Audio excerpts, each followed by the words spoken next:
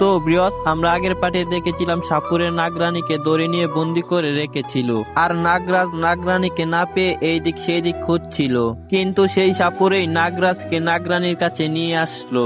আর বেঈমান সাপুরের নাগরানীর মৃত্যুর ভয় দেখিয়ে নাগরাজের কাছ থেকে নাগমণি হাতিয়ে নিয়েছিল। তো প্রিয়স, এখন আমরা নেক্সট পার্টে দেখবো সেই নাগমণি দিয়ে সাপুরে কি করেছিল আর নাগমণি ছাড়া নাগরাজের কি অবস্থা ছিল। তো প্রিয়স, চলেন শুরু করা যাক নেক্সট পার্ট। আমরা শুরুতেই দেখতে পাই সেই গরিব সাপুরে নাগমণি দিয়ে একটি সুন্দর বাড়ি বানিয়ে নিয়েছে, আর সাপুরে তার নতুন বাড়িতে শুয়ে শুয়ে দিন কাটাতো। সাপুরে নাগরাজের বয়ে সে বাইরে বের হতো না, সারাদিন শুধু বাড়িতে বসে বসে টিভি দেখতো। বুড়ির বাড়ির পাশে জঙ্গলে বাস করত এক ডাকু রাক্ষস আর একটি শিয়াল। তারা গ্রামের বাড়ি থেকে তাদের শিকার চুরি করে আনতো, আর চুরি করতে যদি গ্রামবাসী দেখে নিত তাহলে দিত তারা। ডাকু রাক্ষস আর শিয়াল তাদের জীবন বাঁচাতে ছুটে পালাতো। সাপুরে এই ঠান্ডা শীতে শুয়ে শুয়ে কার্টুন ভিডিও দেখতো। বেঈমান সাপুরে শুধু টিভির সাথেই সারাদিন সময় কাটাতো। ততক্ষণ তারা করতো যতক্ষণ তারা গ্রাম থেকে জঙ্গলে না পৌঁছাচ্ছে, আর তারা গ্রামবাসীদের তারা খেয়ে জঙ্গলের গভীরে চলে যেত। কিন্তু একদিন ঘটে গেল এক আজব ঘটনা।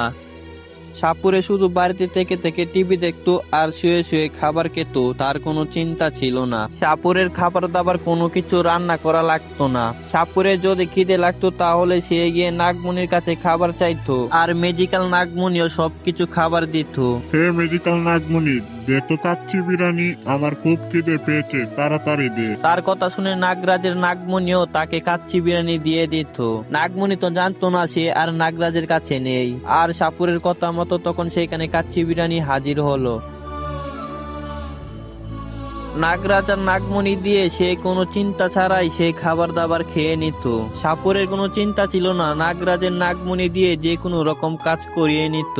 আর তার খাবার দাবার শেষ হলে সে শুয়ে শুয়ে শুধু আবার টিভি দেখতো, জঙ্গলের গভীরে চলে যেত। কিন্তু একদিন ঘটে গেল, সাপুরে টিভি দেখে বিরক্ত হয়ে গেলে শুধু ঘুমিয়ে পড়তো। এরপরও সাপুরে নাগরাজের বয়ে বাইরে যেত না। সে তো নাগরানীকে কিডন্যাপ করে নাগরাজের কাছ থেকে নাগমণি হাতিয়ে নিয়েছে। সাপুরে এটাও জানতো এবার যদি তাকে নাগরাজা পায় তাহলে একেবারেই মেরে ফেলবে। তাই সাপুরে বাড়িতে থেকে থেকেই দিনের পর দিন বন্দি ঘরে জীবন কাটাচ্ছিল। সাপুরের সুখ তো ছিল, কিন্তু তার ভেতরে তার মৃত্যুর ভয় ছিল। চলুন এবার নাগরাজাকে দেখে আসি তার নাগমণি ছাড়া কি অবস্থা। ও নাগরাজা, আপনি এটা কি করলেন? আমার জন্য আপনি আপনার নাগমণিটা দিয়ে দিলেন। আপনার তো অনেক কষ্ট হয় রাতে চলতে।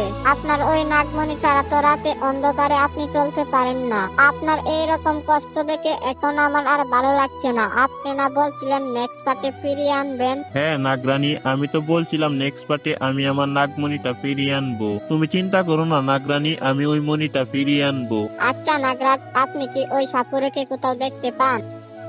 না, তাকে দেখতে পাই না, কিন্তু তাকে তো বের হতে হবে। নাগরাজার নাগমণি ছাড়া তার জীবনটা অনেক কষ্টেই ছিল।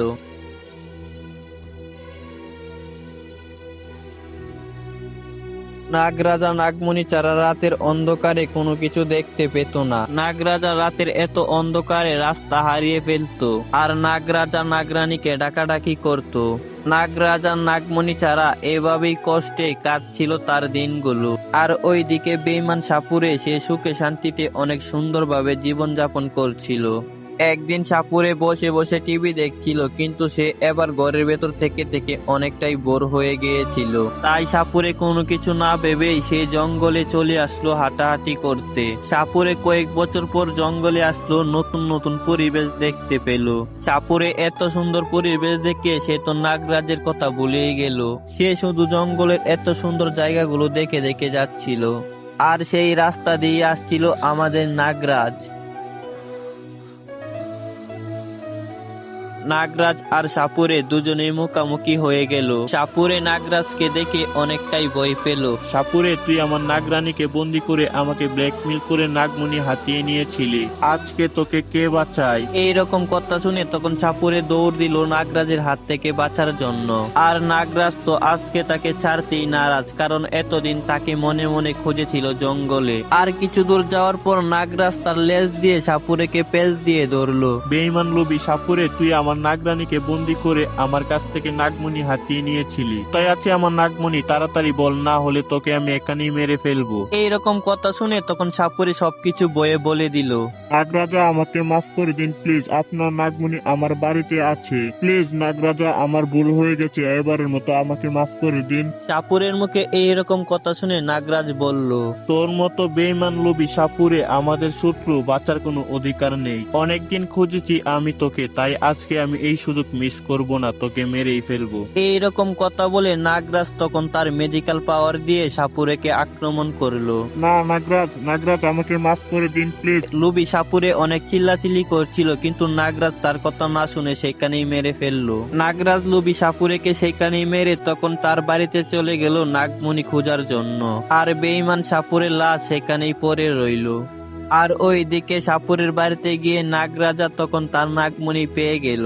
নাগমণি নাগরাজাকে দেখে তখন নাগমণি নিজেই সে নাগরাজার কপালে গিয়ে মিশে গেল। নাগরাজা তার নাগমণি পেয়ে গিয়েছিল। এরপর নাগরাজা সেইখান থেকে বাড়িতে ফিরে আসলো।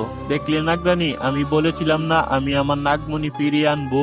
আমি তো আমার নাগমণি ফিরিয়ে আনলামই, আর ওই বেঈমান সাপুরেকে আমি একেবারে শেষ করে দিছি। এইরকম কথা শুনে নাগরানী বলল, ও নাগরাজা, অনেক ভালো হয়েছে, আপনি এতদিন কত কষ্ট করেছেন। ওই নাগমণি ছাড়া এতদিন রাতে আপনি চলাফেরা করতে পারতেন না। অনেক ভালো হয়েছে, ওই লোভী সাপুরেকে একেবারের মতো আপনি গল্প থেকে শেষ করে দিয়েছেন। এখন আমাদের কোনো কষ্ট হবে না, কোনো সমস্যাও হবে না। বৃহস্প নাগরাজা তার নাগমণি পেয়ে অনেক খুশি ছিলেন। তো আমরা এখানে থেকে আর কি করব, চলুন বিদায় নিয়ে নেই।